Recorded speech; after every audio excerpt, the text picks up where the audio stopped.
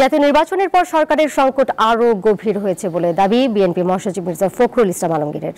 রবিবার সংবাদ সম্মেলনে তিনি আরও বলেন, সরকার পরিকল্পিতভাবে বাংলাদেশকে ব্যর্থ রাষ্ট্রে পরিণত করেছে।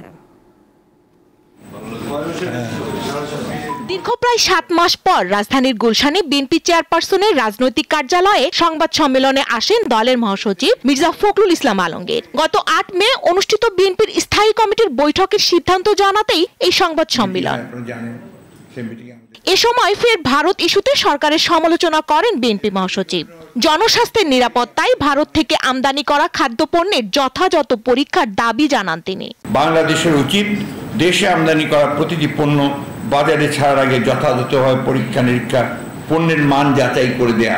গত 7 জানুয়ারি নির্বাচনের মাধ্যমে দেশের রাজনৈতিক সংকট আরো গভীর হয়েছে বলে মন্তব্য করেন মির্জা ফখরুল। বিগত নির্বাচনে আওয়ামী লীগের সংকট আরো গভীর হয়েছে, সরকারের সংকট আরো গভীর হয়েছে, এবং ওনারা যদি এখনই সেটা উপলব্ধি না করেন, নির্বাচন চেষ্টা না করেন, তাহলে ভবিষ্যৎ তাদের জন্য খুব ভালো না।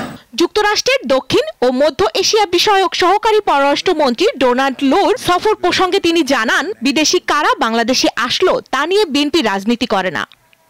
আমরা কে কাউকে আসলে না আসলে নিয়ে আমরা খুব ইন্টারেস্টেড না। স্বস্তিকা সিংহ, দীপ্ত সংবাদ, ঢাকা।